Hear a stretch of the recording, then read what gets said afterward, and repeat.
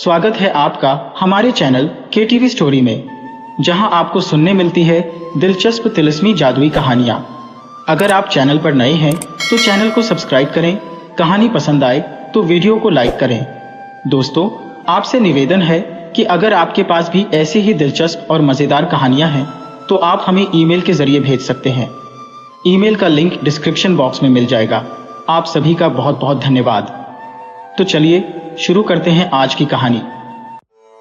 भारत के महाकाव्य महाभारत से जुड़ी हुई यह कहानी है। युधिष्ठिर जुए में अपना सब कुछ हारकर अपने भाइयों के साथ वनवास जा रहे थे। उसी वन में एक ऋषि ने उन्हें नल और दमयंती की कथा सुनाई थी। आबू पर्वत के समीप एक आहुक नामक भील रहता था। उसकी पत्नी का नाम आहूजा था। वह बड़ी पतिव्रता तथा धर्मशील थी। वे दंपति बड़े शिव भक्त एवं अतिथि सेवक थे। एक बार भगवान शंकर ने इन दोनों की परीक्षा लेने का विचार किया। वे एक यति का रूप धारण करके संध्या समय आहुक के दरवाजे पर जाकर कहने लगे, भील, तुम्हारा कल्याण हो। मैं आज रात भर यहीं रहना चाहता हूँ। तुम दया करके एक रात मुझे रहने के लिए स्थान दे दो। इस पर भील ने कहा, स्वामी, मेरे पास स्थान बहुत थोड़ा है, उसमें आप कैसे रह सकते हैं। यह सुनकर यति चलने को ही थे कि पत्नी ने पति से कहा, स्वामी, यति को लौटाइए नहीं, गृहस्थ धर्म का विचार कीजिए। आप दोनों घर के भीतर रहें और मैं अपनी रक्षा के लिए कुछ बड़े शस्त्रों को लेकर दरवाजे पर बैठी रह जाऊंगी। भील ने सोचा कि यह बात तो ठीक नहीं, क्योंकि यह अबला है। अतएव उसने यति तथा अपनी पत्नी को घर के भीतर रखा और स्वयं शस्त्र धारण कर बाहर बैठा रहा। रात बीतने पर हिंसक पशुओं ने उस पर आक्रमण किया और उसे मार डाला। प्रातः जब यति और उसकी पत्नी बाहर आए तो उसे मरा देखा। यह देखकर यति बहुत दुखी हुए। पर भीली ने कहा, महाराज, इसमें शोक तथा चिंता की क्या बात है। ऐसी मृत्यु तो बड़े भाग्य से ही प्राप्त होती है। अब मैं भी इनके साथ सती हो जाऊंगी। इसमें तो हम दोनों का परम कल्याण हो गया। यो कहकर चिता पर अपने पति को रखकर वह भी उसी अग्नि में प्रविष्ट हो गई। तब भगवान शंकर डमरू त्रिशूल आदि के साथ प्रकट हो गए। उन्होंने बार बार उस भीली से वर मांगने को कहा, पर वह कुछ न बोलकर सर्वथा ध्यान मग्न हो गई। तब भगवान ने उसे वरदान दिया कि अगले जन्म में तुम्हारा पति निष्ठ देश के राजा वीरसेन का पुत्र नल होगा और तुम्हारा जन्म विदर्भ देश के राजा भीष्मक की पुत्री दमयंती के रूप में होगा। यह यति भी हंस होगा और यही तुम दोनों का संयोग कराएगा। वहां तुम लोग अनंत राज्य सुखों का उपभोग करके अंत में दुर्लभ मोक्ष पद को प्राप्त करोगे। यो कहकर प्रभु शंकर वही अचलेश्वर लिंग के रूप में स्थित हो गए और कालांतर में ये दोनों भील दंपत्ति नल दमयंती के रूप में अवतीर्ण हुए। नल निष्ठ देश के राजा वीरसेन के पुत्र थे। नल बड़े ही वीर, साहसी, गुणवान और सुंदर थे। शस्त्र विद्या और अश्व संचालन में भी वे निपुण थे।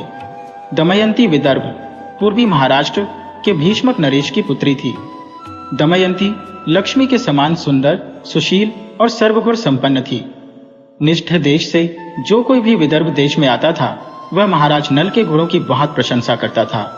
नल की प्रशंसा दमयंती अपने गांव के लोगों से सुनती थी। इसी तरह विदर्भ देश से आने वाले लोग राजकुमारी दमयंती के रूप और गुणों की बखान महाराज नल के सामने करते थे। इसका परिणाम यह हुआ कि नल और दमयंती बिना देखे ही मन में एक दूसरे को प्रेम करने लगे थे। एक दिन राजा नल अपने महल के बगीचे में टहल रहे थे। पक्षियों का मधुर कलरव उनके मन में मधुर संगीत घोल रहा था। उसी समय एक सेवक ने राजा से आकर कहा, महाराज, सरोवर में एक बहुत ही सुंदर और अद्भुत हंस आया है। सेवक की बातों से राजा नल का ध्यान टूट गया। वे सेवक के साथ सरोवर के पास गए। उन्होंने देखा कि वास्तव में एक सुंदर हंस सरोवर में तैर रहा था। राजा नल को आते देख हंस तेज गति से भागने लगा। राजा नल उसे पकड़ने के लिए दौड़ पड़े। थोड़ी देर के बाद उन्होंने हंस को पकड़ लिया। हंस डर गया और अपने आप को राजा से छुड़ाने के लिए प्रयत्न करने लगा। हंस को लगा कि अब वह राजा नल से नहीं छूट पाएगा। तब हंस विलाप करते हुए राजा से कहा, मेरा परिवार यहाँ से बहुत दूर विदर्भ देश के राजा भीष्मक के सरोवर में रहता है। राजकुमारी दमयंती उनकी पुत्री है। मेरी हंसनी मेरे बिना जीवित नहीं रह पाएगी। वह मुझे बहुत प्यार करती है। वह रो रो कर अपना प्राण त्याग देगी। राजन, आप मुझे छोड़ दीजिए। अब मैं कभी नहीं आऊंगा। हंस की बातों को सुनकर राजा को दया आ गई। उन्होंने हंस को छोड़ दिया। हंस ने राजा से कहा, महाराज, आप बहुत दयालु हैं। विदर्भ देश की राजकुमारी दमयंती भी बहुत ही सुंदर सुशील, दयालु और सर्वगुण संपन्न है। मैं विदर्भ देश में जाकर राजकुमारी दमयंती के समक्ष आपके गुणों की चर्चा अवश्य करूंगा कि आप जैसा दयावान और सुंदर और कोई नहीं है। राजन, आप दमयंती से विवाह कीजिए, आप दोनों एक दूसरे के योग्य हैं। ये कहकर हंस उड़ गया। विदर्भ देश की राजकुमारी दमयंती के रूप की चर्चा दूर दूर तक फैली हुई थी। दमयंती की सुंदरता से राजा महाराजा ही नहीं, देवता भी उससे विवाह करना चाहते थे। एक दिन दमयंती अपने सखियों के साथ बगीचे में विचरण करते करते सरोवर के पास गई। वह सरोवर में खिले हुए कमल के फूलों की सुंदरता को निहार रही थी। तभी उसकी दृष्टि एक हंस पर पड़ी। हंस की सुंदरता को देखकर दमयंती उसको पकड़ने की कोशिश करने लगी। जैसे ही वह हंस को पकड़ने के लिए आगे बढ़ी, हंस कहने लगा, मेरी सुंदरता तो राजा नल के सामने कुछ भी नहीं है। राजा नल बहुत ही सुंदर और गुणवान है, तुम्हें तो उनकी ओर आकृष्ट होना चाहिए। हंस की बात को सुनकर दमयंती बोली, तुम कैसे जानते हो राजा नल के विषय में? हंस बोला, मैं कई देशों में घूमता रहता हूँ, लेकिन नल जैसा दयावान सुंदर राजा मैंने कहीं नहीं देखा है। आप दोनों की जोड़ी बहुत ही सुंदर लगेगी। दमयंती हंस की बात को सुनकर मन ही मन राजा नल के रूप की कल्पना कर प्रेम करने लगी। दमयंती हमेशा नल की यादों में खोई रहती थी। इस प्रकार हंस ने नल और दमयंती दोनों के मन में प्रेम का बीजारोपण कर दिया। एक दिन विदर्भ नरेश अपने कक्ष में राज्य से संबंधित कार्यों में व्यस्त थे। तभी महारानी महाराज के कक्ष में प्रवेश हुई। महाराज महारानी से पूछे, क्या बात है? आप कुछ चिंतित दिखाई दे रही है। हमें बताइए, मैं अभी आपकी सभी चिंताएं दूर कर देता हूँ। महारानी बोली, आप हमेशा अपने राजकाज के कार्यों में उलझे हुए रहते हैं। आपकी बेटी दमयंती विवाह योग्य हो गई है, हमें दमयंती के विवाह के विषय में भी सोचना चाहिए। महाराज बोले, महारानी आप ठीक कह रही हैं। वे सेवक के साथ सरोवर के पास गए। उन्होंने देखा कि वास्तव में एक सुंदर हंस सरोवर में तैर रहा था। राजा नल को आते देख हंस तेज गति से भागने लगा। राजा नल उसे पकड़ने के लिए दौड़ पड़े। थोड़ी देर के बाद उन्होंने हंस को पकड़ लिया। हंस डर गया और अपने आप को राजा से छुड़ाने के लिए प्रयत्न करने लगा। हंस को लगा कि अब वह राजा नल से नहीं छूट पाएगा। तब हंस विलाप करते हुए राजा से कहा, मेरा परिवार यहाँ से बहुत दूर विदर्भ देश के राजा भीष्मक के सरोवर में रहता है। राजकुमारी दमयंती उनकी पुत्री है। मेरी हंसनी मेरे बिना जीवित नहीं रह पाएगी। वह मुझे बहुत प्यार करती है। वह रो रोकर अपना प्राण त्याग देगी। राजन, आप मुझे छोड़ दीजिए, अब मैं कभी नहीं आऊंगा। हंस की बातों को सुनकर राजा को दया आ गई। उन्होंने हंस को छोड़ दिया। हंस ने राजा से कहा, महाराज आप बहुत दयालु हैं। विदर्भ देश की राजकुमारी दमयंती भी बहुत ही सुंदर, सुशील, दयालु और सर्वगुण संपन्न है। मैं विदर्भ देश में जाकर राजकुमारी दमयंती के समक्ष आपके गुणों की चर्चा अवश्य करूंगा कि आप जैसा दयावान और सुंदर और कोई नहीं है। राजन, आप दमयंती से विवाह कीजिए, आप दोनों एक दूसरे के योग्य हैं। ये कहकर हंस उड़ गया। विदर्भ देश की राजकुमारी दमयंती के रूप की चर्चा दूर दूर तक फैली हुई थी। दमयंती के सुंदरता से राजा महाराजा ही नहीं, देवता भी उससे विवाह करना चाहते थे। एक दिन दमयंती अपने सखियों के साथ बगीचे में विचरण करते करते सरोवर के पास गई। वह सरोवर में खिले हुए कमल के फूलों की सुंदरता को निहार रही थी। तभी उसकी दृष्टि एक हंस पर पड़ी। हंस की सुंदरता को देखकर दमयंती उसको पकड़ने की कोशिश करने लगी। जैसे ही वह हंस को पकड़ने के लिए आगे बढ़ी, हंस कहने लगा, मेरी सुंदरता तो राजा नल के सामने कुछ भी नहीं है। राजा नल बहुत ही सुंदर और गुणवान है, तुम्हें तो उनकी ओर आकृष्ट होना चाहिए। हंस की बात को सुनकर दमयंती बोली, तुम कैसे जानते हो राजा नल के विषय में? हंस बोला, मैं कई देशों में घूमता रहता हूँ, लेकिन नल जैसा दयावान सुंदर राजा मैंने कहीं नहीं देखा है। आप दोनों की जोड़ी बहुत ही सुंदर लगेगी। दमयंती हंस की बात को सुनकर मन ही मन राजा नल के रूप की कल्पना कर प्रेम करने लगी। दमयंती हमेशा नल के यादों में खोई रहती थी। इस प्रकार हंस ने नल और दमयंती दोनों के मन में प्रेम का बीजारोपण कर दिया। एक दिन विदर्भ नरेश अपने कक्ष में राज्य से संबंधित कार्यों में व्यस्त थे। तभी महारानी महाराज के कक्ष में प्रवेश हुई। महाराज महारानी से पूछे, क्या बात है? आप कुछ चिंतित दिखाई दे रही है। हमें बताइए, मैं अभी आपकी सभी चिंताएं दूर कर देता हूँ। महारानी बोली, आप हमेशा अपने राजकाज के कार्यों में उलझे हुए रहते हैं। आपकी बेटी दमयंती विवाह योग्य हो गई है। हमें दमयंती के विवाह के विषय में भी सोचना चाहिए। महाराज बोले, महारानी, आप ठीक कह रही हैं। मैं मंत्री जी से कहकर दमयंती के स्वयंवर का निमंत्रण सभी देशों में राजाओं, महाराजाओं और राजकुमारों को भिजवा देने के लिए कहता हूं। महाराज की बात सुनकर महारानी आश्वस्त हो गई। दूसरे दिन से ही दमयंती के स्वयंवर की तैयारियां शुरू हो गईं। सभी देशों में दूर दूर तक राजकुमारी दमयंती के स्वयंवर की चर्चा होने लगी और सभी देशों में निमंत्रण पत्र भेज दिया गया। निषद देश में भी निमंत्रण भेजा गया। राजा नल निमंत्रण पत्र पाकर बहुत खुश हुए, क्योंकि राजा नल दमयंती को मन से चाहने लगे थे। दमयंती से विवाह करने के लिए केवल धरती के राजा ही नहीं, बल्कि देवतागण भी लालायित थे। दमयंती के स्वयंवर में अग्निदेव, वरुण देव, इंद्रदेव और पवन देव जा रहे थे। नल भी स्वयंवर के लिए विदर्भ जा रहे थे। देवताओं ने नल को रास्ते में रोककर पूछा, आप कहाँ जा रहे हैं? राजा नल ने कहा, मैं दमयंती के स्वयंवर में जा रहा हूं। उन सभी देवताओं ने सोचा, नल तो हम सभी से अधिक सुंदर है, फिर दमयंती इसके सामने हमसे विवाह नहीं करेगी, वह नल को ही अपना पति स्वीकार करेगी। इस बात को सोचकर देवताओं ने कहा कि दमयंती देवताओं से विवाह करने के योग्य है, कोई मनुष्य उससे विवाह करने योग्य नहीं है। राजा नल, तुम जाओ और दमयंती से कहो कि वे हम में से ही किसी देवता को वरण कर ले। देवताओं की यह बात सुनकर राजा नल बहुत उदास हो गए। राजा नल ने देवताओं से कहा, दमयंती से तो मैं विवाह करना चाहता हूं, मैं उससे प्रेम करता हूं। देवगण कुपित होकर बोले, अगर तुम नहीं गए तो तुम दोनों का अनिष्ट होगा। राजा नल ने कहा, लेकिन मैं इतनी जल्दी कैसे जा सकता हूं? देवतागण बोले, आप अपनी आंखें बंद करो। जैसे ही आप अपनी आंखें खोलेंगे, आप अपने आप को दमयंती के महल में पाओगे।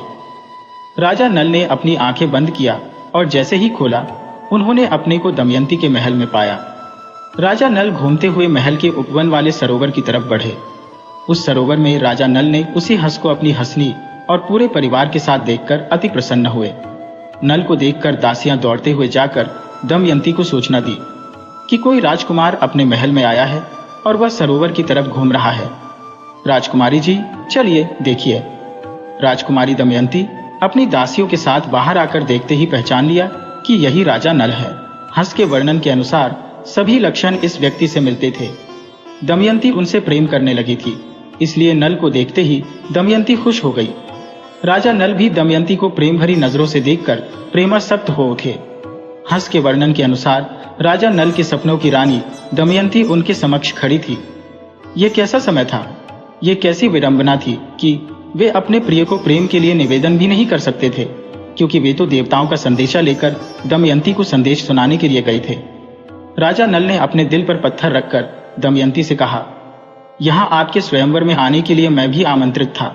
मार्ग में आते समय मुझे 4 देवता पवन देव, अग्निदेव, इंद्रदेव और वरुण देव मिले थे।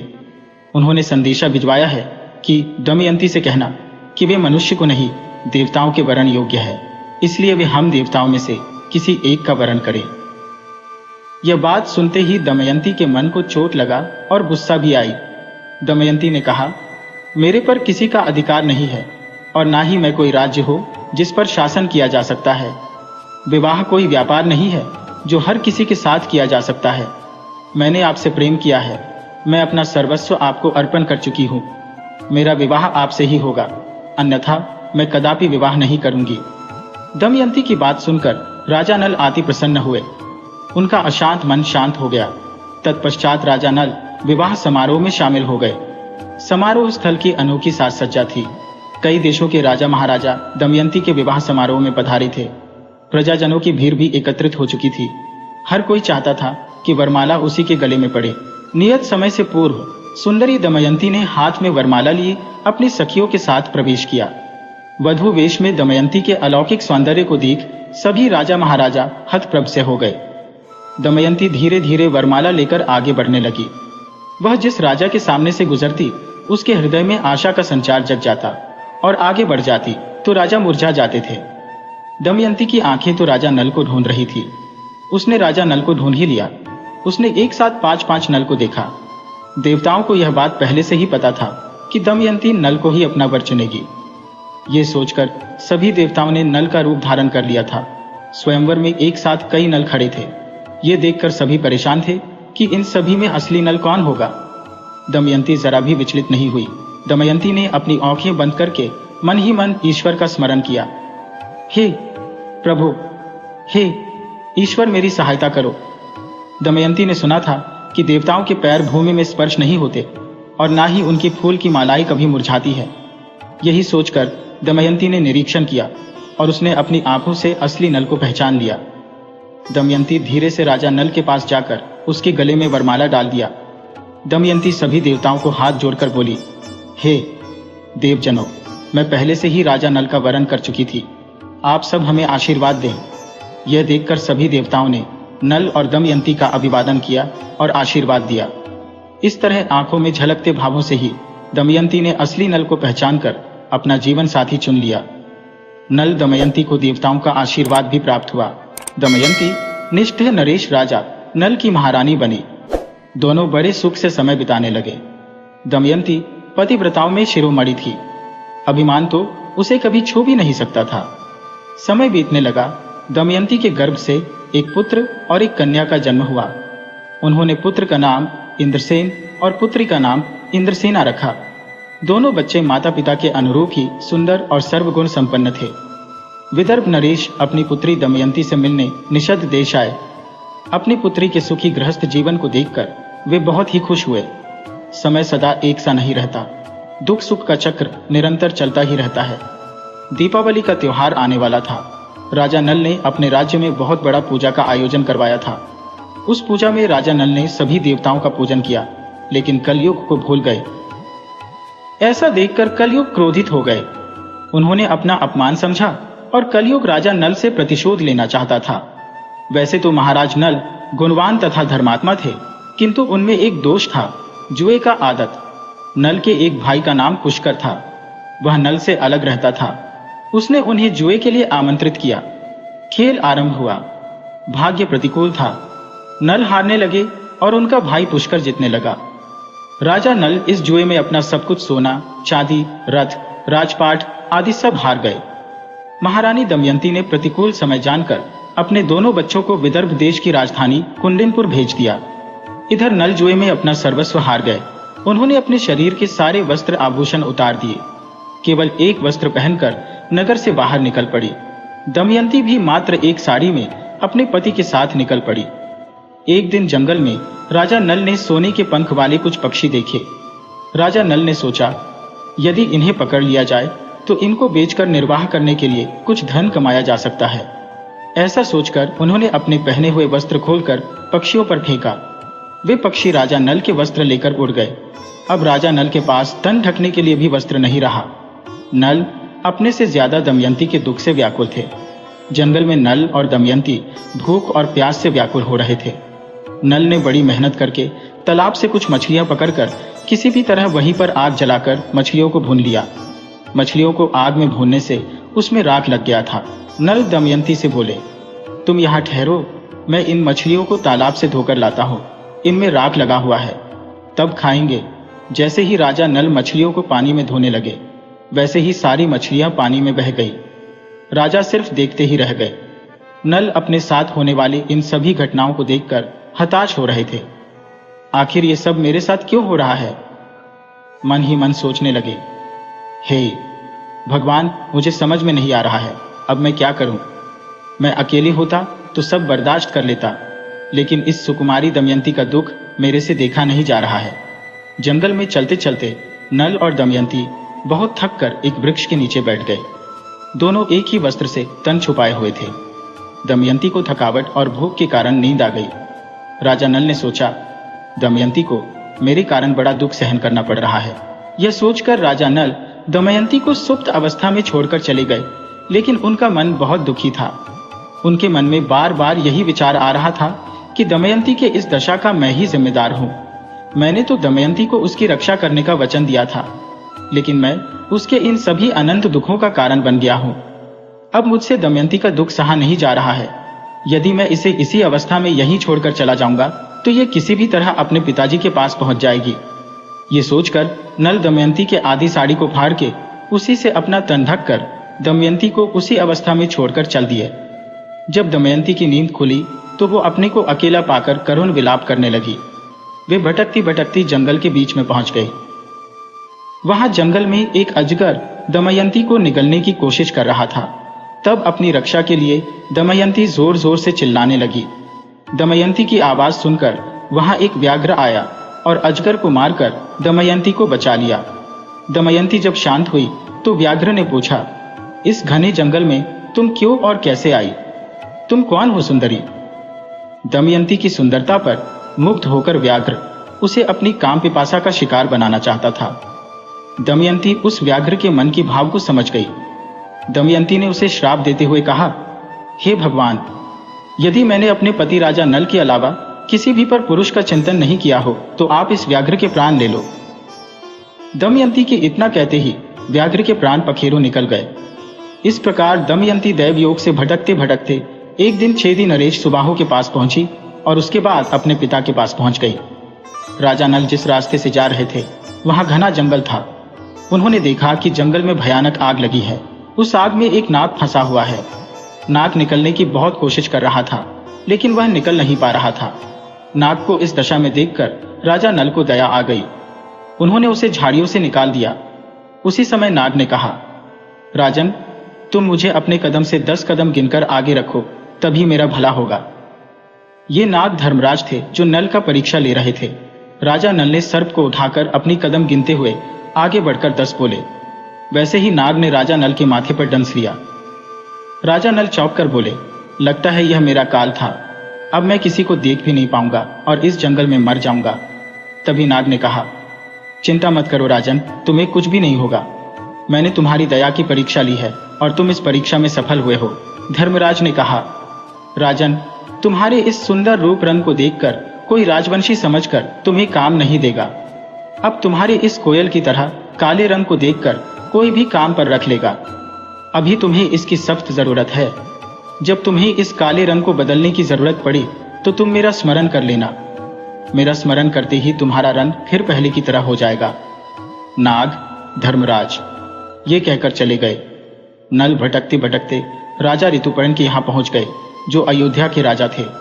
राजा नल ने कहा, महाराज, मुझे नौकरी पर रख लीजिए। राजा ऋतुपर्ण पूछे, तुम्हारा नाम क्या है? तुम क्या काम जानते हो? नल ने कहा, मैं बाहुक हूं। मैं घोड़ों की अच्छी तरह से देखभाल कर सकता हूं और रथ हाँकने में निपुण हूं। राजा ऋतुपर्ण ने अपने 5 घोड़ों की देखभाल और रथ हाँकने का काम राजा नल को सौंप दिया। बाहुक के सौम्य व्यवहार से राजा बहुत प्रभावित थे। बाहुक को राजा ऋतुपर्ण के यहाँ काम करते करते बहुत समय बीत चुका था। एक दिन अचानक बाहुक को पता चला कि विदर्भ देश की राजकुमारी का फिर से स्वयंवर हो रहा है। इस खबर को सुनते ही बाहुक बेचैन हो गया। उसे विश्वास नहीं हो रहा था। वह सोचने लगा, दमयंती दूसरा विवाह कैसे कर सकती है। तभी एक नौकर बाहुक को आकर बोला, बाहुक, चलो, तुम्हें महाराज बुला रहे हैं। बाहुक आश्चर्यचकित होकर पूछा, महाराज बुला रहे हैं?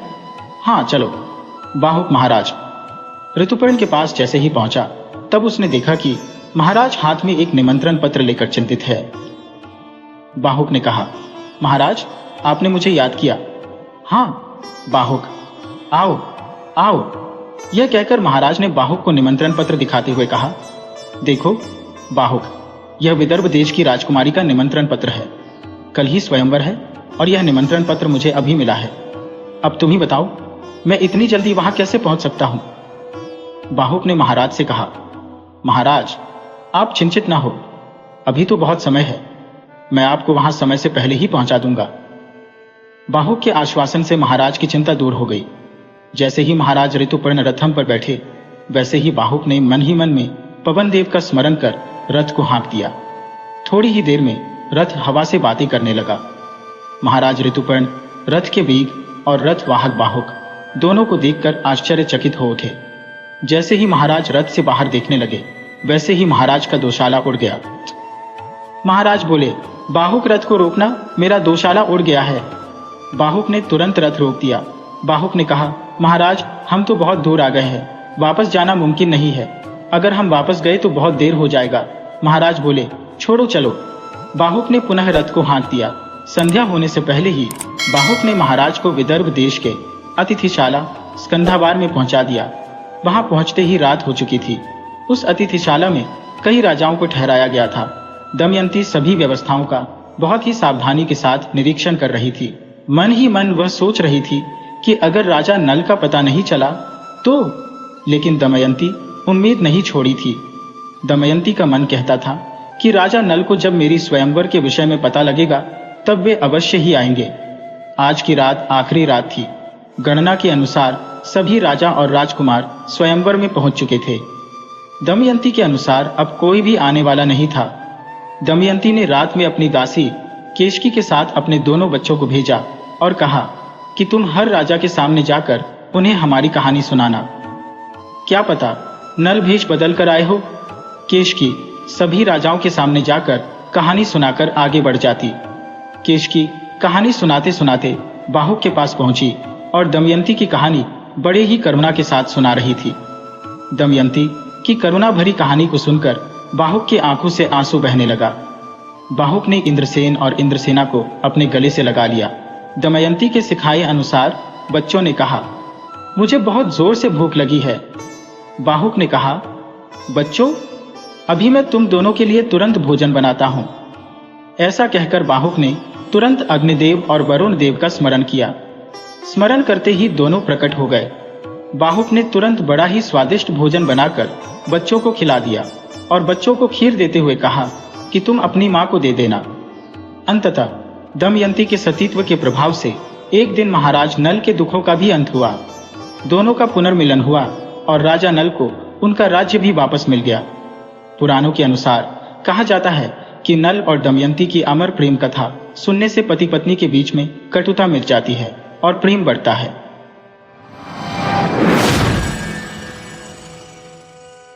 दुष्यंत और शकुंतला की प्रेम कथा। राजा दुष्यंत और शकुंतला की इस प्रेम कथा का वर्णन रामायण के बालकांड और महाभारत के आदि पर्व में मिलता है। यह कथा एक पौराणिक प्रेम कथा है। राजा दुष्यंत को शकुंतला से प्रेम होता है, फिर शकुंतला को एक शाप लग जाता है और राजा दुष्यंत शकुंतला को भूल जाते हैं।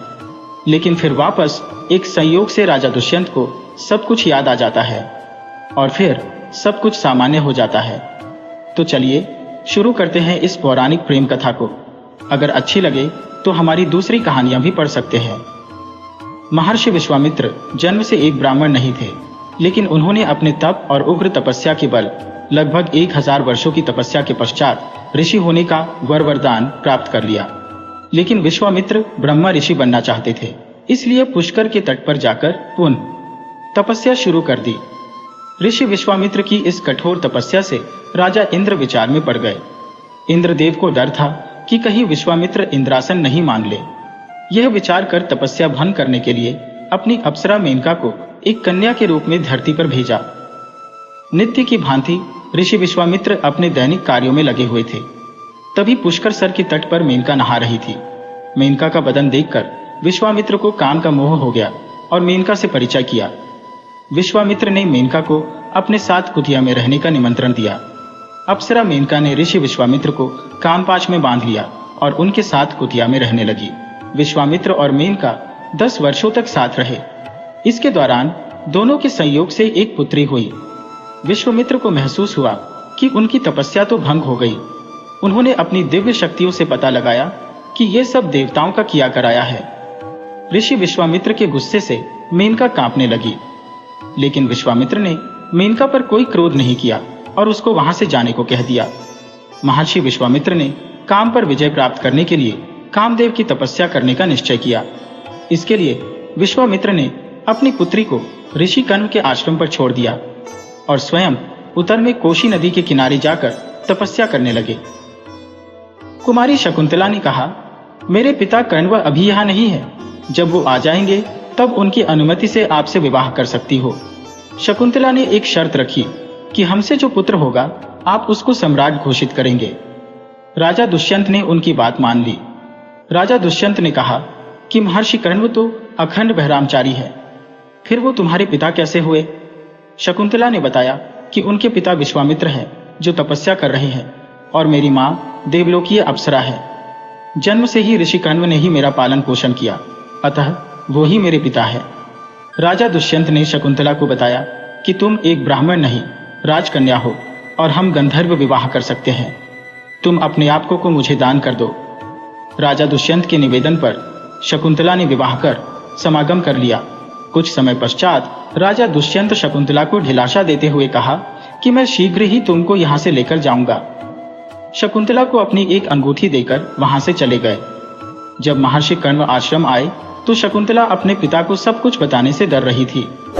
ऋषि कण्व ने अपनी दिव्य दृष्टि से सब कुछ जान लिया और मुस्कुराते हुए कहा, बेटी, तुमने कोई गलत काम नहीं किया है।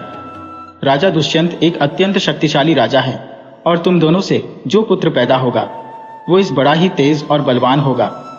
एक दिन महर्षि दुर्वासा अपने मित्र कण्व से मिलने आए। उस वक्त कण्व वहां मौजूद नहीं थे।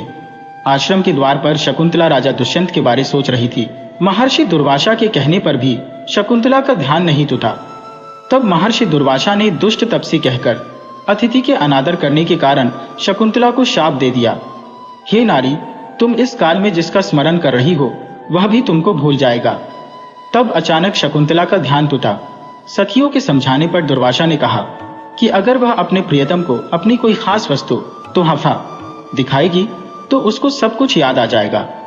एक दिन कण्व ऋषि ने शकुंतला को कहा कि अब तुमको अपने पति के पास जाना चाहिए। विवाहित स्त्री का इस तरह रहना कीर्ति और धर्म का घातक अपमान है। शकुंतला अपनी मां समान दासी गौतमी के साथ हस्तिनापुर के लिए निकल गई। रास्ते में गंगा से पानी पीने के लिए जैसे ही शकुंतला ने अपनी अंजलि भरी तो उसकी अंगूठी पानी अंदर गिर गई, लेकिन उसको इसका पता नहीं चला। जब शकुंतला हस्तिनापुर पहुंची तो उसने स्वयं को उनकी पत्नी बताते हुए कहा, आपके राज्य का सम्राट उनकी कोख में पल रहा है। तब राजा दुष्यंत ने तापसी स्त्री कहते हुए शकुंतला का तिरस्कार किया। तब गौतमी ने कहा कि तुम इनको अपनी अंगूठी दिखाओ। शकुंतला ने अपनी अंगूठी ढूंढने की कोशिश की, लेकिन उसको नहीं मिली। तब राजा दुष्यंत ने उसको वहां से जाने को कहा। गौतमी ने कहा कि हम वापस ऋषि कण्व के आश्रम लौट चलते हैं, लेकिन एक दास ने कहा कि हम शकुंतला को यहीं पर छोड़कर चलेंगे। इतना कहकर दासी लोग वहां से निकल दिए। राजा दुष्यंत का महामंत्री ने शकुंतला के प्रसव तक उसको अपने आश्रम पर ठहरने का निवेदन किया।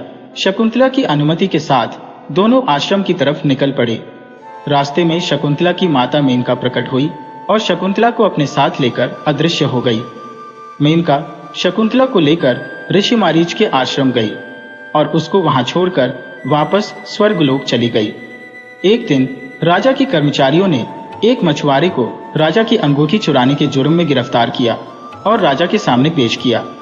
मछुआरे ने राजा से विनती की कि महाराज, ये अंगूठी मुझे प्रातःकाल एक मछली के पेट से मिली। राजा दुष्यंत उस अंगूठी देखकर सब कुछ जान गए और उनको अपनी भूल और शकुंतला की तिरस्कार करने का अफसोस हुआ। राजा दुष्यंत ने अपने मंत्री को बुलाया और शकुंतला का पता पूछा। मेनका के साथ अदृश्य होने की बात सुनकर राजा दुखी हो गए। लगभग 6 साल बीत चुके थे। एक दिन भगवान इंद्र का दूत राजा दुष्यंत के दरबार में आया और दानवों के खिलाफ युद्ध में देवताओं की सहायता की करने का निवेदन किया। दानवों और देवताओं के बीच में घमासान युद्ध हुआ। देवताओं ने विजय प्राप्त की। जब दूत पुण्य दुष्यंत को धरती पर छोड़ने आए तो एक अज्ञात स्थान पर छोड़ दिया। राजा दुष्यंत जंगल से होकर आगे बढ़ रहे थे। राजा दुष्यंत ने सुना कि कोई बच्चा खेल रहा है। ढूंढते ढूंढते दुष्यंत उस बच्चे के पास पहुंच गए। एक बच्चा सर्वदमन शेर के साथ खेल रहा था और उसका मुंह खोलकर उसके दांत की गिनती कर रहा था। तब 2 दासियां उस बच्चे को आश्रम ले जाने के लिए आई। दासियों के आग्रह पर भी वह बच्चा वहां से चलने को तैयार नहीं था। तब सर्वदमन के हाथ से जंतर गिर गया। राजा दुष्यंत ने उस जंत्र को उठा लिया और अपने साथ खलने को आग्रह किया। दासियों ने कहा कि आपको उस जंत्र को नहीं छूना चाहिए, उसको छूने का अधिकार केवल इनके माता पिता को है। तब राजा दुष्यंत दासियों से सर्वदमन की मां से मिलने का निवेदन किया। दासियां राजा दुष्यंत को शकुंतला के पास लेकर गई। दोनों ने एक दूसरे को पहचान लिया और एक दूसरे से क्षमा मांगने लगे। तब शकुंतला ने सर्वदमन को अपने पिता से परिचय करवाया। राजा दुष्यंत ने शकुंतला को महल चलने का प्रस्ताव रखा। शकुंतला ने महर्षि मारीच की अनुमति लेने को कहा। महर्षि मारीच की अनुमति और आशीर्वाद सहित तीनों हस्तिनापुर लौट जाते हैं। सर्वदमन, जो कि आगे चलकर राजा भरत के नाम से प्रसिद्ध हुआ। तो यह थी राजा दुष्यंत और शकुंतला की पौराणिक प्रेम कथा।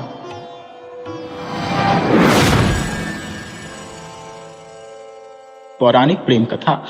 राजा ययाति और देवयानी। यह कथा राजा ययाति के जीवन की कहानी को सुंदरता से प्रस्तुत करती है। इस कथा में राजा ययाति की पहली पत्नी देवयानी और दूसरी पत्नी शर्मिष्ठा के बीच हुई घटनाक्रम का वर्णन है। यह कथा भागवत पुराण, महाभारत और मत्स्य पुराण में वर्णित है।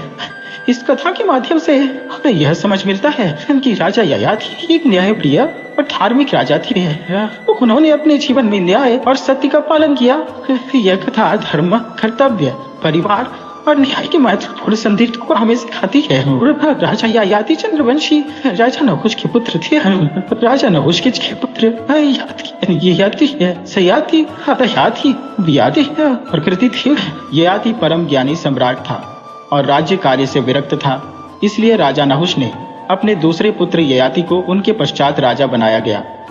ययाति को जब राज्य प्राप्त हो गया तो उसने अपने भाइयों को चारों दिशाओं की रक्षा का आदेश दिया। राजा ययाति ने दैत्य गुरु शुक्राचार्य की पुत्री देवयानी और राजा वृषपर्वा की पुत्री शर्मिष्ठा से विवाह किया। देवयानी की कोख से उनके यदु और तुर्वसु नाम के 2 पुत्र हुए और शर्मिष्ठा की कोख से द्रुह्यु, अनु और पुरु नामक 3 पुत्र हुए। एक बार राजा वृषपर्वा की पुत्री शर्मिष्ठा अपनी सहेलियों के साथ वन में टहल रही थी। उसके साथ दैत्य गुरु शुक्राचार्य की पुत्री देवयानी भी थी। वह दोनों टहलते हुए जलाशय पर पहुंची और स्नान करने लगी।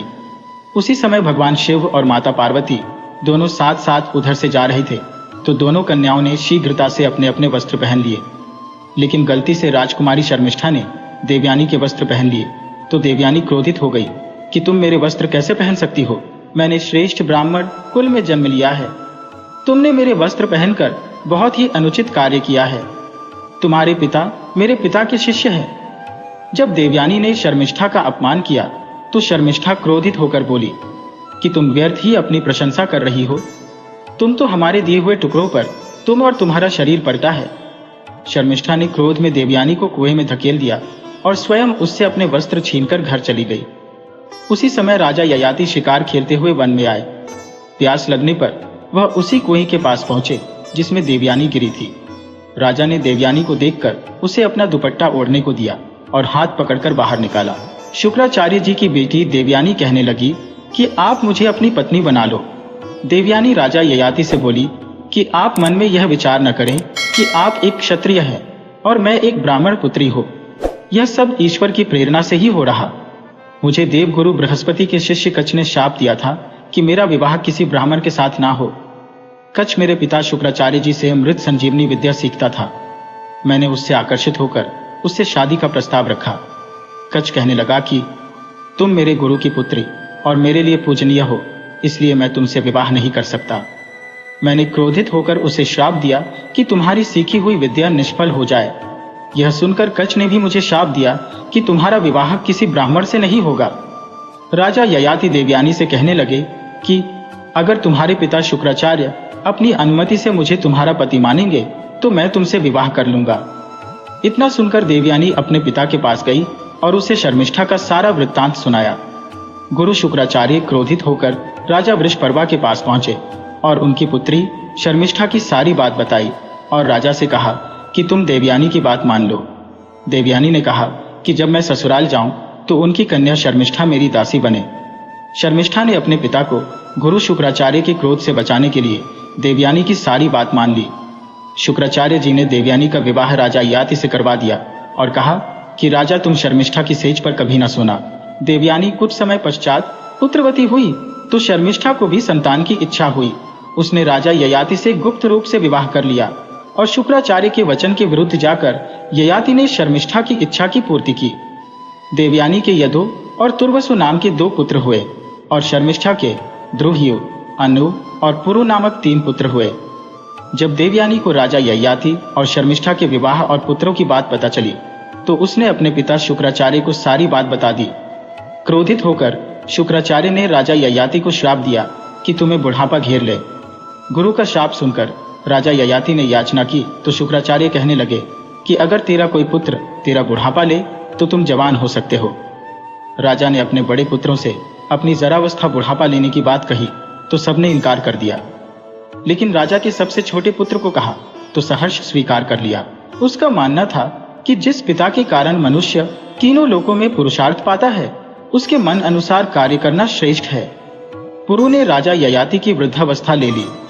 राजा ययाति ने पुत्र से युवावस्था लेकर बहुत से सुख भोगे।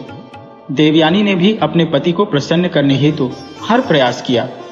एक दिन राजा ययाति को आत्मज्ञान हुआ और देवयानी से कहने लगे कि मैंने विषयों के भोग में अपने पुत्र को वृद्ध बना दिया और स्वयं युवा अवस्था का आनंद भोग रहा हूँ। जैसे अग्नि में घी डालने से अग्नि बढ़ जाती है, वैसे ही भोगों का जितना भोग किया जाए उतनी तृष्णा बढ़ जाती है। विषय दुख के रूप है। राजा ययाति ने विषयों से विरक्त होकर उसने अपने पुत्र पुरु को उसकी युवा अवस्था वापस कर दी। पुरु की पितृभक्ति के लिए उसे राजा बना दिया। राजा ययाति स्वयं वन चले गए और वहां पर तप कर मोक्ष को प्राप्त हुए।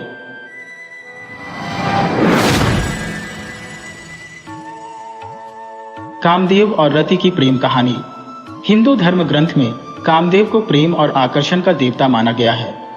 धर्म ग्रंथों में वर्णित कथाओं के अनुसार कामदेव भगवान विष्णु और देवी लक्ष्मी के पुत्र है। ऐसा माना जाता है कि कामदेव का विवाह देवी रति के साथ हुआ था, जो कामदेव की तरह ही प्रेम और आकर्षण की देवी मानी जाती है। परंतु कुछ कथाओं में कामदेव को स्वयं ब्रह्मा जी का पुत्र भी बताया गया है और इनका संबंध भगवान शिव से भी है। धर्म ग्रंथों में कामदेव का स्वरूप सुनहरे पंखों वाले एक सुंदर नवयुवक की तरह प्रदर्शित किया गया है, जिनके हाथ में धनुष और बाण है। इनकी सवारी तोते को बताया गया है। ये तोते के रथ पर मछली के चिन्ह वाले लाल ध्वज लगाकर विचरण करते हैं। परंतु कामदेव को कुछ शास्त्रों में हाथी पर बैठे हुए भी बताया गया है। कहते हैं कि भगवान शंकर ने अपने तीसरे नेत्र से कामदेव को भस्म कर दिया था। उसके बाद उनके अगले जन्म में उनकी पत्नी रति के साथ कामदेव का पुनः मिलन हुआ। तो आइए जानते हैं कामदेव और देवी रति की प्रेम कथा। पौराणिक कथाओं के अनुसार एक समय ब्रह्मा जी सृष्टि के विस्तार की कामना से ध्यानमग्न थे। उसी समय उनके अंश से एक तेजस्वी पुत्र काम उत्पन्न हुआ। वो पुत्र कहने लगा कि मेरे लिए क्या आज्ञा है। तब ब्रह्मा जी ने उससे कहा कि मैंने सृष्टि उत्पन्न करने के लिए प्रजापतियों को उत्पन्न किया था, परंतु वे सृष्टि रचना में सफल नहीं हुए। इसलिए यह कार्य अब मैं तुम्हें सौंपता हूं और इसे पूर्ण करने की आज्ञा देता हूं। परंतु ब्रह्मा जी की बात सुने बिना ही कामदेव वहां से विदा होकर अदृश्य हो गए। यह देख ब्रह्मा जी को क्रोध आ गया और उन्होंने कामदेव को श्राप दे दिया कि तुमने मेरी आज्ञा का पालन नहीं किया है, इसलिए तुम्हारा जल्दी ही नाश हो जाएगा। यह सुनकर कामदेव भयभीत हो गए और हाथ जोड़कर ब्रह्मा जी के समक्ष क्षमा मांगने लगे। काफी देर तक कामदेव के लगातार विनंती करने पर ब्रह्मा जी प्रसन्न हुए और उन्होंने कामदेव को रहने के लिए 12 स्थान दिए। उन्होंने कहा कि हे कामदेव देव, तुम्हारा निवास स्थान स्त्रियों के कटाक्ष, उसके केश राशि, उसकी जंधा, वक्ष, नाभि, जंघमूल, अदर, कोयल की कोख, चांदनी, वर्षाकार, चैत्र और वैशाख महीना होगा। इसके बाद ब्रह्मा जी ने कामदेव को पुष्प का धनुष और मारण, स्तंभन, जृंभन, शोषण तथा उन्मादन नाम के 5 बाण दिए। वह धनुष मिठास से भरे गन्ने का बना हुआ था, जिसमें मधुमक्खियों के शहद की रस्सी लगी थी। उनके धनुष का बाण अशोक के पेड़ के महकते फूलों के अलावा सफेद, नीली कमल, चमेली और आम के पेड़ पर लगने वाले फूलों से बने हुए थे। ब्रह्मा जी से मिले वरदान के बाद कामदेव तीनों लोकों में भ्रमण करने लगे और भूत, पिशाच, गंधर्व, यक्ष सभी को अपने काम में वशीभूत कर लिया। इसी क्रम में वे भगवान शिव जी के पास कैलाश पहुंचे। भगवान शिव तप तपस्या में लीन थे। तभी कामदेव छोटे से जंतु का सूक्ष्म रूप धरकर कान के छिद्र से भगवान शिव के शरीर में प्रवेश कर गए। इससे शिव जी का मन चंचल हो उठा। उसके बाद भगवान शिव ने ध्यान योग से देखा कि उनके शरीर में कामदेव प्रवेश कर गया है। जब यह बात कामदेव को पता चला तो वह उसी क्षण भगवान शिव के शरीर से बाहर आ गए और आम के एक वृक्ष के नीचे जाकर खड़े हो गए। फिर उन्होंने शिव जी पर अपन मोहन नामक बाण छोड़ा, जो शिव जी के हृदय पर जाकर लगा। इससे शिव जी क्रोधित हो उठे और उन्होंने कामदेव को अपने तीसरे नेत्र की ज्वाला से भस्म कर दिया। जब यह बात कामदेव की पत्नी रति को पता चली तो वह विलाप करती वहां आ पहुंची। तभी आकाशवाणी हुई, जिसमें रति को विलाप न करने और भगवान शिव की आराधना करने को कहा गया। आकाशवाणी सुनकर रति ने श्रद्धा पूर्वक भगवान शंकर की प्रार्थना की। रति की प्रार्थना से प्रसन्न हो शिव जी ने कहा कि कामदेव ने मेरे मन को विचलित किया था, इसलिए मैंने इन्हें भस्म कर दिया।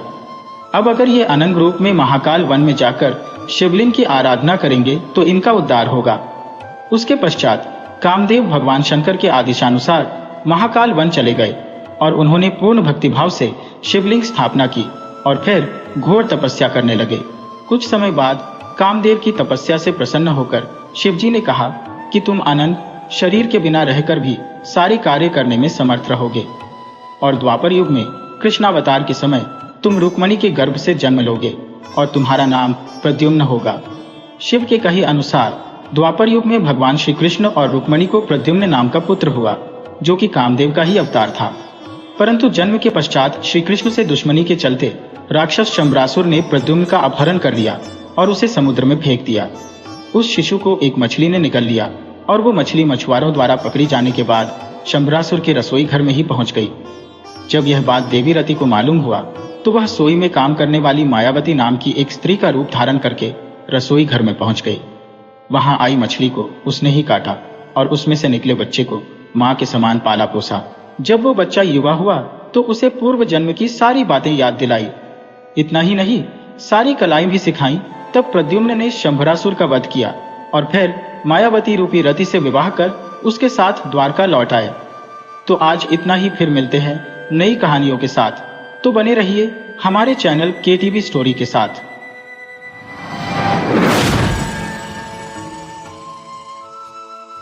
एक बार की बात है, सभी देवता बहुत ही मुश्किल में थे। सभी देवगण शिवजी के शरण में अपनी मुश्किलों के हल के लिए पहुंचे। उस समय भगवान शिवजी के साथ गणेश और कार्तिकेय भी वहीं बैठे थे। देवताओं की मुश्किल को देखकर शिवजी ने गणेश और कार्तिकेय से प्रश्न पूछा, तुम में से कौन देवताओं की मुश्किलों को हल करेगा और उनकी मदद करेगा? जब दोनों भाई मदद करने के लिए तैयार हो गए तो शिवजी ने उनके सामने एक प्रतियोगिता रखा। इस प्रतियोगिता के अनुसार दोनों भाइयों में जो भी सबसे पहले पृथ्वी की परिक्रमा करके लौटेगा वही देवताओं की मुश्किलों में मदद करेगा। जैसे ही शिवजी ने यह बात कही, कार्तिकेय अपनी सवारी मोर पर बैठकर पृथ्वी की परिक्रमा करने चले गए। परंतु गणेश जी वहीं अपनी जगह पर खड़े रहे और सोचने लगे कि वह मूषक की मदद से पूरे पृथ्वी का चक्कर कैसे लगा सकते हैं। उसी समय उनके मन में एक उपाय आया। वे अपने पिता शिवजी और माता पार्वती के पास गए और उनकी 7 बार परिक्रमा करके वापस अपनी जगह पर आकर खड़े हो गए। कुछ समय बाद कार्तिकेय पृथ्वी का पूरा चक्कर लगाकर वापस पहुंचे और स्वयं को विजेता कहने लगे। तभी शिवजी ने गणेश जी की ओर देखा और उनसे प्रश्न किया, क्यों गणेश, तुम क्यों पृथ्वी की परिक्रमा करने नहीं गए? तभी गणेश जी ने उत्तर दिया, माता पिता में ही तो पूरा संसार बसा है। चाहे मैं पृथ्वी की परिक्रमा करूं या अपने माता पिता की, एक ही बात है। ये सुनकर शिवजी बहुत खुश हुए और उन्होंने गणेश जी को सभी देवताओं की मुश्किलों को दूर करने की आज्ञा दी। साथ ही शिवजी ने गणेश जी को यह भी आशीर्वाद दिया कि कृष्ण पक्ष के चतुर्थी में जो भी व्यक्ति तुम्हारी पूजा और व्रत करेगा उसके सभी दुख दूर होंगे और भौतिक सुखों की प्राप्ति होगी।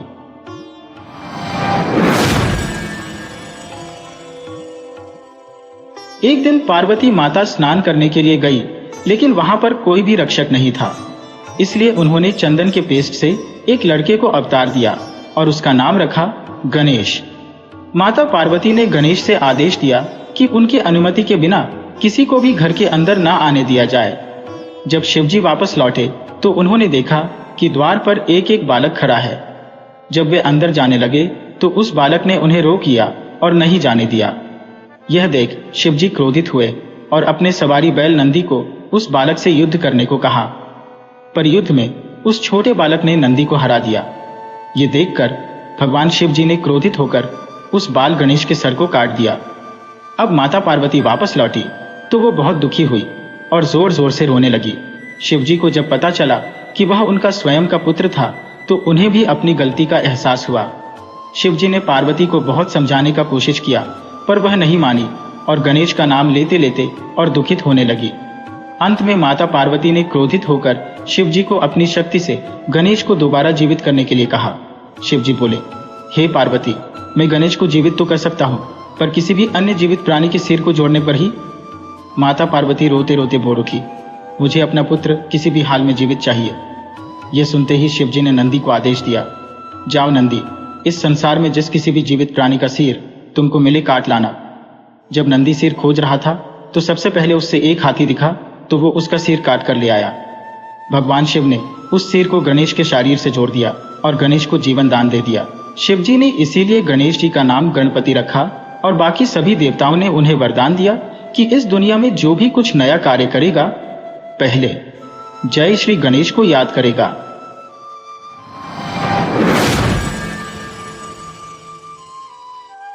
जब महर्षि वेदव्यास महाभारत लिखने के लिए बैठे तो उन्हें एक ऐसे व्यक्ति की जरूरत थी जो उनके मुख से निकले हुए महाभारत की कहानी को लिखे। इस कार्य के लिए उन्होंने श्री गणेश जी को चुना। गणेश जी भी इस बात के लिए मान गए, पर उनकी एक शर्त थी कि पूरा महाभारत लेखन को एक पल ले लिए भी बिना रुके पूरा करना होगा। गणेश जी बोले, अगर आप एक बार भी रुकेंगे तो मैं लिखना बंद कर दूंगा। महर्षि वेदव्यास ने गणेश जी की इस शर्त को मान लिया, लेकिन वेदव्यास ने गणेश जी के सामने भी एक शर्त रखा और कहा, गणेश, आप जो भी लिखोगे समझकर ही लिखोगे। गणेश जी भी उनकी शर्त मान गए। दोनों महाभारत के महाकाव्य को लिखने के लिए बैठ गए। वेदव्यास जी महाकाव्य को अपने मुंह से बोलने लगे और गणेश जी समझ समझ कर जल्दी जल्दी लिखने लगे। कुछ देर लिखने के बाद अचानक से गणेश जी का कलम टूट गया। कलम महर्षि के बोलने की तेजी को संभाल न सका। गणेश जी समझ गए कि उन्हें थोड़ा से गर्व हो गया था और उन्होंने महर्षि की शक्ति और ज्ञान को न समझा। उसके बाद उन्होंने धीरे से अपने एक दांत को तोड़ दिया और स्याही में डुबाकर दोबारा महाभारत की कथा लिखने लगे। जब भी वेदव्यास को थकान महसूस होता, वे एक मुश्किल सा छंद बोलते, जिसको समझने और लिखने के लिए गणेश जी को ज्यादा समय लग जाता था और महर्षि को आराम करने का समय भी मिल जाता था। महर्षि वेदव्यास जी और गणेश जी को महाभारत लिखने में 3 वर्ष लग गए।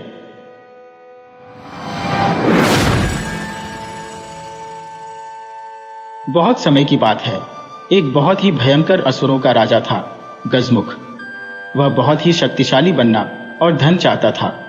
वह साथ ही सभी देवी देवताओं को अपने वश में करना चाहता था, इसलिए हमेशा भगवान शिव से वरदान के लिए तपस्या करता था।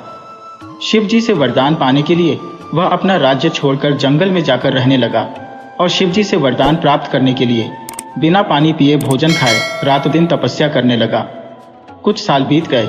शिव जी उसके अपार तप को देखकर प्रभावित हो गए और शिव जी उसके सामने प्रकट हुए। शिव जी ने खुश होकर उसे दैविक शक्तियां प्रदान किया, जिससे वह बहुत शक्तिशाली बन गया। सबसे बड़ी ताकत जो शिव जी ने उसे प्रदान किया वह यह था कि उसे किसी भी शस्त्र से नहीं मारा जा सकता। असुर गजमुख को अपनी शक्तियों पर गर्व हो गया और वह अपने शक्तियों का दुरुपयोग करने लगा और देवी देवताओं पर आक्रमण करने लगा। मात्र शिव, विष्णु, ब्रह्मा और गणेश ही उसके आतंक से बचे हुए थे। गजमुख चाहता था कि हर कोई देवता उसकी पूजा करे। सभी देवता शिव, विष्णु और ब्रह्मा जी के शरण में पहुंचे और अपनी जीवन की रक्षा के लिए गुहार करने लगे। यह सब देखकर शिव जी ने गणेश को असुर गजमुख को यह सब करने से रोकने के लिए भेजा।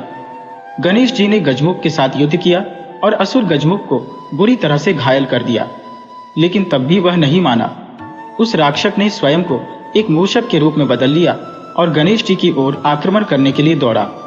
जैसे ही वह गणेश जी के पास पहुंचा, गणेश जी कूदकर उसके ऊपर बैठ गए और गणेश जी ने गजमुख को जीवन भर के मुस में बदल दिया और अपने वाहन के रूप में जीवन भर के लिए रख लिया।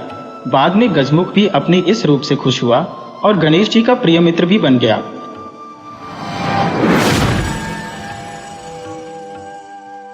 भगवान सूर्य ने देवी संध्या के साथ विवाह किया और 3 बच्चों का जन्म हुआ, वैश्व, मनु, यम, मृत्यु के भगवान और यमुना। हालांकि संध्या सूर्य के लिए एक पवित्र पत्नी थी, लेकिन वह सूर्य की चमकदार प्रतिभा और गर्मी को सहन नहीं कर सकी। इसलिए वह सूर्य की प्रतिभा का सामना करने के लिए, आवश्यक शक्ति हासिल करने के लिए तपस्या करने की इच्छा भी रखती थी। यह अपनी तपस्या के परिणाम स्वरूप हासिल की गई अपनी प्रतिभा को भी आगे बढ़ाना चाहती थी। संध्या ने एक औरत को बनाया और उसका नाम छाया रखा और कहा कि वह सूर्य की पत्नी के रूप में अपनी भूमिका का प्रतिनिधित्व करे और 3 बच्चों की देखभाल भी करे। हालांकि वह सूर्य भगवान के लिए अपनी योजनाओं को किसी के सामने प्रकट नहीं करना चाहती थी, इसलिए वह तपस्या करने के लिए जंगलों में चली गई। क्योंकि छाया बहुत साधारण रूप से मिलती जुलती थी, सूर्य भगवान उस पर संदेह नहीं कर सके। छाया के माध्यम से सूर्य भगवान के 3 और शिशु हुए थे, जो थे मनु, शनि और ताप्ती। इसलिए शनि को सूर्य के पुत्र और यम का भाई कहा जाता है। जब शनि छाया के गर्भ में थे, उसने भगवान शिव को प्रसन्न करने के लिए चमकदार सूर्य के नीचे एक गंभीर तपस्या की। क्योंकि वह पूरी तरह से भगवान शिव की प्रार्थना और पूजा में डूब गई थी, दिव्य शक्ति गर्भ के भीतर बच्चे का पोषण करती थी, इसलिए शनिदेव भगवान शिव को बहुत समर्पित थे। इसके अलावा जब छाया ने इतनी देर तक धधकते सूरज के नीचे तपस्या की थी, तो शनि गर्भ के अंदर काले रंग के हो गए थे।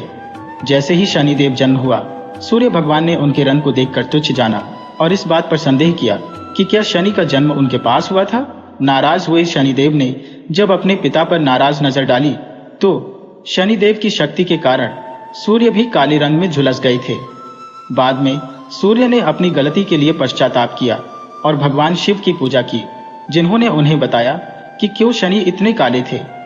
इस बात के पीछे सच्चाई को जानने के बाद सूर्य भगवान अपने पुत्र शनिदेव के साथ खुश थे और वे एक दूसरे को बेहतर समझने लगे। शनिदेव भगवान शिव के एक प्रेरक शिष्य बन गए और सभी ज्ञान उनसे सीख गए। शिव शनिदेव की भक्ति और ईमानदारी से बहुत प्रसन्न थे, इसलिए उन्होंने उन्हें पृथ्वी पर पैदा हुए जीवन पर उन्हें महत्वपूर्ण ग्रह का स्थान दिया। उन्हें लोगों द्वारा किए गए कर्मों के प्रभावों को वितरित करने की जिम्मेदारी दी गई थी। शनिदेव बेहद उदार भगवान है, हालांकि कई लोग उन्हें क्रूर रूप में देखते हैं। वह अपने भाई यम, मृत्यु के देवता की तरह इतने न्यायप्रिय है, इसीलिए वह लोगों द्वारा किए गए कार्यों के अनुरूप सही प्रकार के परिणाम प्रदान करते हैं। अच्छे कर्मों के साथ शनिदेव की प्रार्थना करने से उनके आशीर्वाद प्राप्त होंगे और पीड़ित लोगों को कम भुगतना पड़ेगा।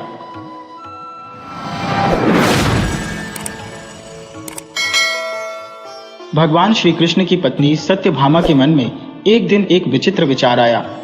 उन्होंने तय किया कि वह भगवान श्री कृष्ण को अपने गहनों से तौलेंगी। श्री कृष्ण ने जब यह बात सुनी तो बस मुस्कुराए, बोले, कुछ नहीं। सत्यभामा ने भगवान को तराजू के पलड़े पर बिठा दिया। दूसरे पलड़े पर वह अपने गहने रखने लगी। भला सत्यभामा के पास गहनों की क्या कमी थी, लेकिन श्री कृष्ण का पलड़ा लगातार भारी ही रहा। अपने सारे गहने रखने के बाद भी भगवान का पलड़ा नहीं उठा तो वह हार कर बैठ गई। तभी रुक्मिणी आ गई। सत्यभामा ने उन्हें सारी बात बताई। रुक्मिणी तुरंत पूजा का सामान उठा लाई। उन्होंने भगवान की पूजा की। जिस पात्र में भगवान का चरणोदक था, उसे उठाकर उन्होंने गहनों वाले पलड़ों पर रख दिया। देखते ही देखते भगवान का पलड़ा हल्का पड़ गया। ढेर सारे गहनों से जो बात नहीं बनी, वह चरणोदक के छोटे से पात्र से बन गई। सत्यभामा यह सब आश्चर्य से देखती रही। उन्हें समझ में नहीं आ रहा था कि ऐसा कैसे हुआ। तभी वहां नारद मुनि आ पहुंचे। उन्होंने समझाया, भगवान की पूजा में महत्व सोने चांदी के गहनों का नहीं, भावना का होता है। रुक्मिणी की भक्ति और प्रेम की भावना भगवान के चरणोदक में समा गई। भक्ति और प्रेम से भारी दुनिया में कोई वस्तु नहीं है। भगवान की पूजा भक्ति भाव से की जाती है, सोने चांदी से नहीं। पूजा करने का ठीक ढंग भगवान से मिला देता है।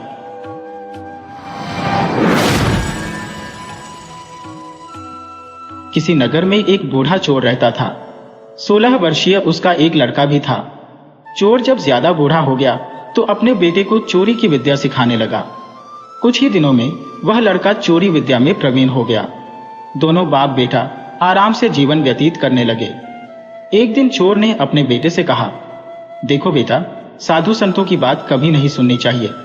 अगर कहीं कोई महात्मा उपदेश देता हो तो अपने कानों में उंगली डालकर वहां से भाग जाना, समझे? हाँ बापू, समझ गया। एक दिन लड़के ने सोचा, क्यों ना आज राजा के घर पर ही हाथ साफ कर दूं। ऐसा सोचकर उधर ही चल पड़ा। थोड़ी दूर जाने के बाद उसने देखा कि रास्ते में बगल में कुछ लोग एकत्र होकर खड़े हैं। उसने एक आते हुए व्यक्ति से पूछा, उस स्थान पर इतने लोग क्यों एकत्र हुए हैं? उस आदमी ने उत्तर दिया, वहां एक महात्मा उपदेश दे रहे हैं। यह सुनकर उसका माथा ठनका। इसका उपदेश नहीं सुनूंगा। ऐसा सोचकर अपने कानों में उंगली डालकर वह वहां से भाग निकला। जैसे ही वह भीड़ के निकट पहुंचा, एक पत्थर से ठोकर लगी और वह गिर गया।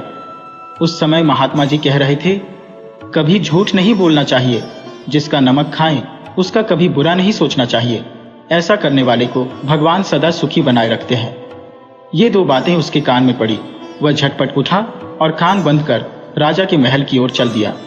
वहां पहुंचकर जैसे ही अंदर जाना चाहा कि उसे वहां बैठे पहरेदार ने टोका, अरे कहां जाते हो? तुम कौन हो? उसे महात्मा का उपदेश याद आया। झूठ नहीं बोलना चाहिए। चोर ने सोचा, आज सच ही बोलकर देखे। उसने उत्तर दिया, मैं चोर हूं, चोरी करने जा रहा हूं।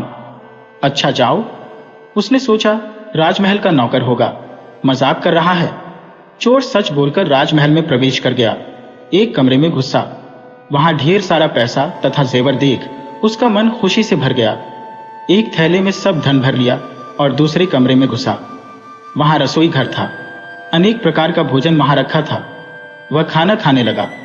खाना खाने के बाद वह थैला उठाकर चलने लगा कि तभी फिर महात्मा का उपदेश याद आया, जिसका नमक खाओ उसका बुरा मत सोचो। उसने अपने मन में कहा, खाना खाया उसमें नमक भी था, इसका बुरा नहीं सोचना चाहिए। इतना सोचकर थैला वहीं रख वह वापस चल पड़ा। पहरेदार ने फिर पूछा, क्या हुआ, चोरी क्यों नहीं की? देखिए, जिसका नमक खाया है उसका बुरा नहीं सोचना चाहिए। मैंने राजा का नमक खाया है, इसलिए चोरी का माल नहीं लाया, वहीं रसोई घर में छोड़ आया। इतना कहकर वह वहां से चल पड़ा। उधर रसोइये ने शोर मचाया, पकड़ो पकड़ो, चोर भागा जा रहा है। पहरेदार ने चोर को पकड़कर दरबार में उपस्थित किया। राजा के पूछने पर उसने बताया कि एक महात्मा के द्वारा दिए गए उपदेश के मुताबिक मैंने पहरेदार के पूछने पर अपने को चोर बताया, क्योंकि मैं चोरी करने आया था। आपका धन चुराया, लेकिन आपका खाना भी खाया जिसमें नमक मिला था, इसीलिए आपके प्रति बुरा व्यवहार नहीं किया और धन छोड़कर भागा। उसके उत्तर पर राजा बहुत खुश हुआ और उसे अपने दरबार में नौकरी दे दी। वह 2-4 दिन घर नहीं गया तो उसके बाप को चिंता हुई कि बेटा पकड़ लिया गया। लेकिन 4 दिन के बाद लड़का आया तो बाप अचंभित रह गया अपने बेटे को अच्छे वस्त्रों में देखकर। लड़का बोला, बापूजी, आप तो कहते थे कि किसी साधु संत की बात मत सुनो, लेकिन मैंने एक महात्मा की बात सुनी और उसी के मुताबिक काम किया, तो देखिए सच्चाई का फल, मुझे राजमहल में अच्छी नौकरी मिल गई।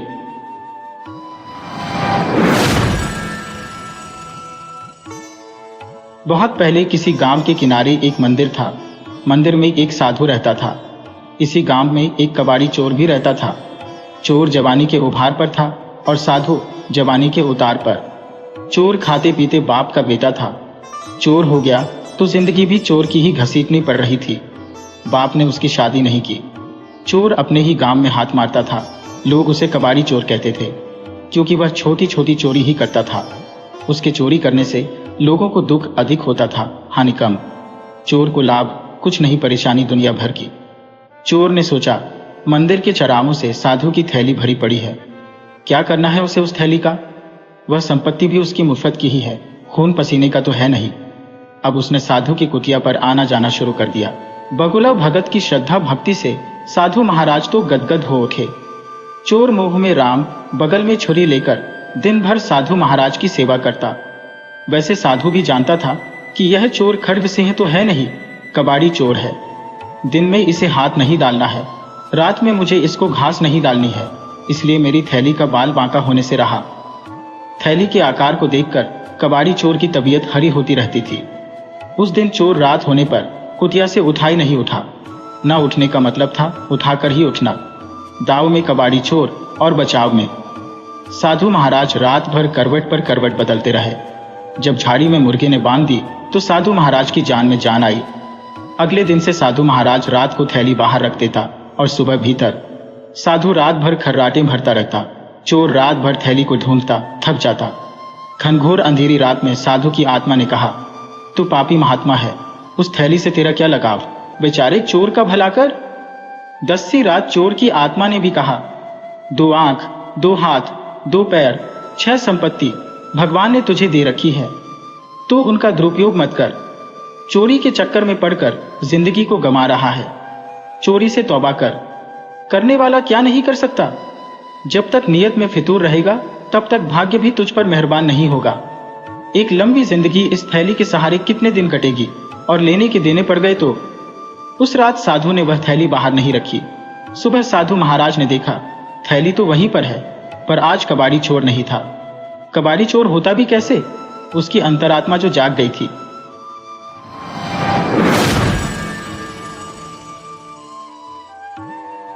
शबरी का वास्तविक नाम शमना था। वह श्री राम की अनन्य भक्त थी। शबरी का जन्म भील जाति में हुआ था। जब उसका विवाह होने वाला था तो अगले दिन भोजन के लिए काफी बकरियों की बलि दी जानी थी। यह बात पता लगते ही उसने अपनी माता से इस जीव हत्या का रोकने का अनुरोध किया। पर उसकी माता ने बताया कि वे भील है और यह उनके यहाँ का नियम है कि बारात का स्वागत इसी भोजन से होता है। वह यह बात सहन नहीं कर सकी। शबरी नहीं चाहती थी कि उसके कारण इतने सारे जीवों की हत्या हो, अतः वह चुपचाप रात के समय घर छोड़कर जंगलों की ओर निकल पड़ी। जंगल में वह ऋषि मुनियों की कुटिया पर गई और आश्रय मांगा, किंतु भील जाति की होने के कारण सबने उसे दुत्कार दिया। आखिर में मतंग ऋषि ने उसे अपने आश्रम में रहने के लिए आश्रय दिया। शबरी अपने व्यवहार और कार्य कुशलता से सभी आश्रम वासियों की प्रिय बन गई। मतंग ऋषि ने अपनी देह त्याग के समय उसे बताया कि भगवान राम एक दिन उसकी कुटिया में आएंगे, वह उनकी प्रतीक्षा करे, वही उसका उद्धार करेंगे। दिन बीतते रहे। शबरी रोज सारे मार्ग और कुटिया की सफाई करती और प्रभु राम की प्रतीक्षा करती। ऐसे करते करते वह बूढ़ी हो चली, पर प्रतीक्षा करना नहीं छोड़ी, क्योंकि गुरु के वचन जो थे। शबरी ने सारा जीवन श्री राम की प्रतीक्षा की। अंत में शबरी की प्रतीक्षा खत्म हुई और भगवान श्री राम अपने छोटे भाई लक्ष्मण के साथ माता सीता की खोज करते हुए मतंग ऋषि के आश्रम में जा पहुंचे। शबरी ने उन्हें पहचान लिया। उसने प्रभु श्री रामचंद्र जी का आदर सत्कार किया। शबरी भागकर कंदमूल लेकर आई। कंदमूलों के साथ वह कुछ जंगली बेर भी लाई थी। कंदमूलों को उसने भगवान को अर्पण कर दिया, पर बैरों को देने का साहस नहीं कर पा रही थी। कहीं बेर खराब और खट्टी न निकले, इस बात का उसे भय था। उसने बैरों को छकना आरंभ कर दिया। अच्छे और मीठे बेर वह बिना किसी संकोच के श्री राम को देने लगी। श्री राम उसकी सरलता पर मुग्ध थे। उन्होंने बड़े प्रेम से जूठे बेर खाए। शबरी के जूठे बेर श्री राम को खाते देख लक्ष्मण को बहुत आश्चर्य हुआ, परंतु श्री राम शबरी की भक्ति और सरलता पर पूर्ण रूप से मुग्ध थे। श्री राम की कृपा से शबरी का उसी समय उद्धार हो गया।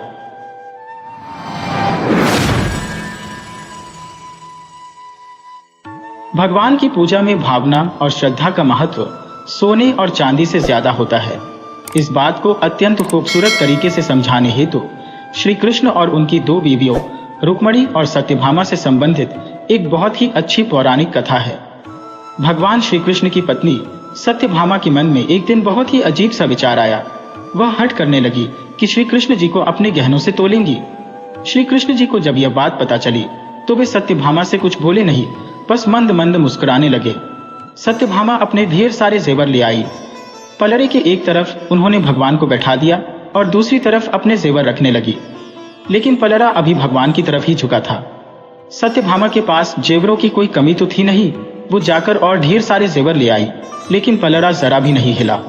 सत्यभामा ने अपने सारे जेवर तराजू पर रख दिए, लेकिन कोई फायदा नहीं हुआ। अंत में वह थक कर बैठ गई। तभी वहां रुक्मणी का आगमन हुआ। सत्यभामा ने उन्हें सारी बात कह सुनाई। सत्यभामा की बात सुनकर तुरंत रुक्मणी जी पूजा का सामान ले आई। उन्होंने भगवान की पूजा अर्चना की और उसके बाद में जिस पात्र में भगवान का चरणोदक रखा होता है उसे गहनों वाले पलड़े पर रख दिया। देखते ही देखते पलड़ा झुकने लगा और भगवान का पलड़ा ऊपर उठ गया। सत्यभामा हैरानी से सब कुछ देख रही थी। उसको समझ नहीं आ रहा था कि जो पलड़ा उनके इतने सारे गहनों से नहीं झुका, वो एक हल्के से पात्र से कैसे झुक गया। वे रुक्मणी से इसका कारण पूछने लगी। तभी नारद मुनि भ्रमण करते हुए वहां पहुंच गए। सत्यभामा की परेशानी समझकर वे इसका कारण उन्हें बताने लगे। नारद जी बोले, भगवान की पूजा में महत्व सोने चांदी के गहनों का नहीं होता, बल्कि सच्ची भावना और श्रद्धा का होता है। रुक्मणी ने अत्यंत प्रेम से भगवान का पूजन किया, जिससे उनकी श्रद्धा और भक्ति की ताकत चरणोदक में समा गई। जब रुक्मणी ने वह पात्र तराजू पर रखा तो उनकी भक्ति की ताकत से पलड़ा नीचे चला गया। ईश्वर को सिर्फ सच्चे प्रेम, श्रद्धा और भक्ति की भावना से ही पाया जा सकता है। सोने चांदी और रुपए पैसों का भगवान की नजर में कोई मोल नहीं होता। भगवान की पूजा यदि सही ढंग से की जाए तो ईश्वर की प्राप्ति अवश्य होती है। सच्ची भक्ति और प्रेम के आगे ईश्वर भी झुक जाते हैं। सत्यभामा को उनकी बात समझ में आ गई थी।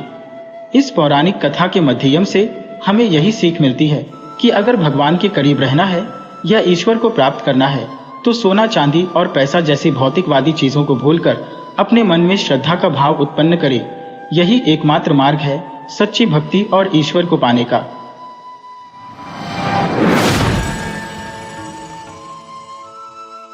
एक बार देवर्षि नारद ज्ञान का प्रचार करते हुए किसी सघन वन में जा पहुंचे। वहां उन्होंने एक बहुत बड़ी घनी छाया वाला सेमल का वृक्ष देखा। उसकी छाया में विश्राम करने का विचार कर नारद उसके नीचे बैठ गए। नारद जी को उसकी शीतल छाया में बड़ा आनंद मिला। वे उसके वैभव की भूरी भूरी प्रशंसा करने लगे। उन्होंने सेमल के वृक्ष से पूछा, वृक्षराज, तुम्हारा इतना बड़ा वैभव किस प्रकार सुस्थिर रहता है? पवन तुम्हें गिराता क्यों नहीं? सेमल के वृक्ष ने हे हंसते हुए कहा, देवर्षि, पवन का क्या सामर्थ्य कि वह मेरा बाल भी बांका कर सके। वह किसी प्रकार भी मुझे नहीं गिरा सकता। नारद जी को लगा कि सेमल अभिमान के नशे में ऐसे वचन बोल रहा है। उन्हें उसका यह उत्तर उचित प्रतीत न हुआ।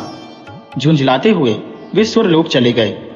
सुरपुर में जाकर नारद ने पवन देव से कहा, अमुक वृक्ष अभिमान पूर्वक दर्प वचन बोलता हुआ आपकी निंदा करता है, इसलिए उसका अभिमान दूर करना चाहिए। पवन देव को अपनी निंदा करने वाले सेमल के उस वृक्ष पर बहुत क्रोध आया। वह उस वृक्ष को उखाड़ फेंकने के लिए बड़े प्रबल प्रवाह के साथ आंधी तूफान की तरह चल दिए। सेमल का वृक्ष बड़ा तपस्वी, परोपकारी और ज्ञानी था। उसे आने वाले संकट का बोध हो गया। उसने तुरंत स्वयं को बचाने का उपाय कर लिया।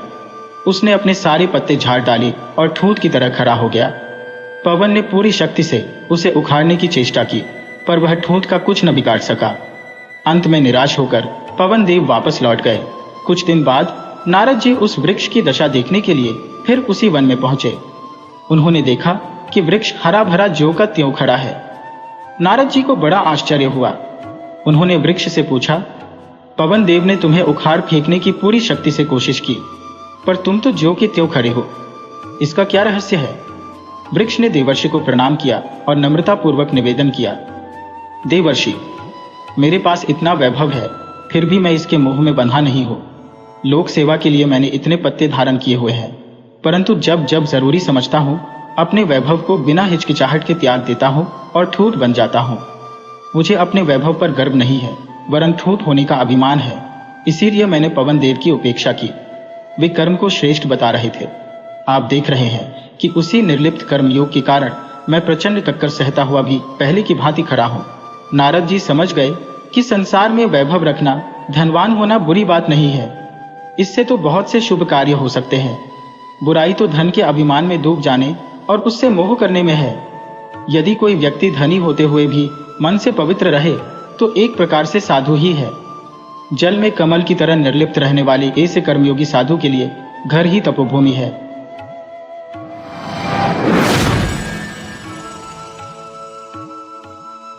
एक बार राक्षस राज रावण कैलाश पर्वत पर महादेव जी की आराधना करने लगा। वहां महादेव जी को प्रसन्न न होते देख वह हिमालय के वृक्ष खंडक नामक दक्षिण भाग में जाकर तपस्या में लीन हो गया।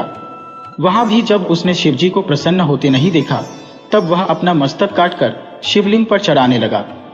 9 मस्तक काटकर चढ़ा देने के बाद जब एक मस्तक बचा, तब शंकर जी प्रसन्न हो गए और बोले, राक्षस राज, अभिष्ट वर मांगो। रावण ने कहा, भगवान, मुझे अतुल बल दे और मेरे मस्तक पूर्ववत हो जाए। भगवान शंकर ने उसकी अभिलाषा पूर्ण की। इस वर की प्राप्ति से देवगण और ऋषिगण बहुत दुखी हुए। उन्होंने नारद जी से पूछा, नारद जी, इस दुष्ट रावण से हम लोगों की रक्षा किस प्रकार होगी? नारद जी ने कहा, आप लोग जाएं, मैं इसका उपाय करता हूं। यह कहकर नारद जी जिस मार्ग से रावण जा रहा था, उसी मार्ग पर वीणा बजाते हुए उपस्थित हो गए और बोले, राक्षस राज, तुम धन्य हो। तुम्हें देखकर मुझे असीम प्रसन्नता हो रही है। तुम कहां से आ रहे हो और बहुत प्रसन्न दिख रहे हो? रावण ने कहा, देवर्षि, मैंने आराधना करके शिव जी को प्रसन्न किया है। यह कहकर रावण ने सारा वृत्तांत देवर्षि नारद के सामने प्रस्तुत कर दिया। यह सुनकर नारद जी ने कहा, राक्षस राज, शिव तो उन्मत्त है। तुम मेरे प्रिय शिष्य हो, इसलिए कह रहा हूं। तुम उस पर विश्वास मत करो और लौटकर उसके दिए हुए वरदान को प्रमाणित करने के लिए कैलाश पर्वत को उठाओ। यदि तुम उसे उठा लेते हो तो तुम्हारा अब तक का प्रयास सफल माना जाएगा। अभिमानी रावण देवर्षि नारद की बातों में आ गया और लौटकर कैलाश पर्वत उठाने लगा। ऐसी स्थिति देखकर शिव जी ने कहा, यह क्या हो रहा है? तब पार्वती जी ने हंसते हुए कहा, आपका शिष्य आपको गुरु दक्षिणा दे रहा है। जो हो रहा है वह ठीक ही है। यह अभिमानी रावण का कार्य है। ऐसा जानकर शिव जी ने उसे शाप देते हुए कहा, अरे दुष्ट, शीघ्र ही तुम्हें मारने वाला उत्पन्न होगा। ये सुनकर नारद जी वीणा बजाते हुए चल दिए और रावण भी कैलाश पर्वत को वहीं रखकर विश्वस्त होकर चला गया।